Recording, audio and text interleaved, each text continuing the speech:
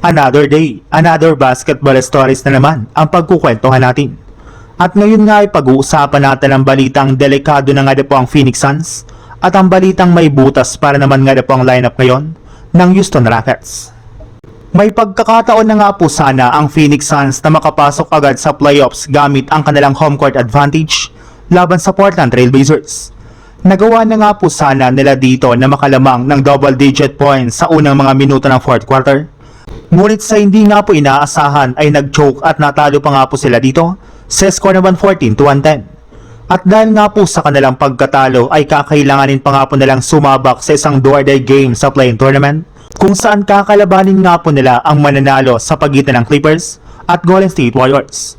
At ang mahirap pa dyan, magdadelikado pa nga pong lalo ang kalagayan ng Suns dahil hirap pa naman nga po silang matalo ang dalawang team na ito. Tinambakan pa lang naman nga po sila ng Clippers sa kanilang huling paghaharap, habang 3 beses na naman nga po silang natalo ngayong taon ng Golden State Warriors. Kaya tagilid nga po talaga ang pwesto ngayon ng Suns at wala pa nga po silang kasiguraduhan kung makakapasok sila sa playoffs. Kung makapasok man nga po sila sa playoffs ay ang ating defending champions pana OKC Thunder ang kanilang unang makakatapat.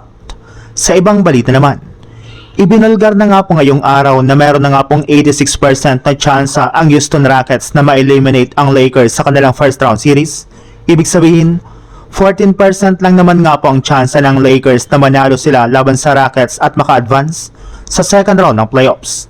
Pero hindi rin naman nga po ibig sabihin ito na sure ball na nga pong mananalo dito ang Rockets, since may ilang mga analyst para naman nga po ang nagsabi na hindi nga po isang perfectong team ang Rockets since meron rin naman nga pong napakaraming kahinaan ang kanilang lineup.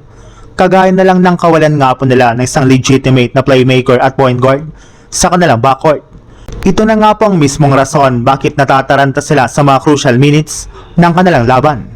Isa rin naman nga po sa mga kahinaan ngayon ng Rockets ay ang kanilang 3-point shooting. Since ang best 3-point shooter nga po nila dito ay si Jabari Smith Jr. lamang, kaya maaari nga po itong samantalahin ng Lakers para manalo sa kanilang serye.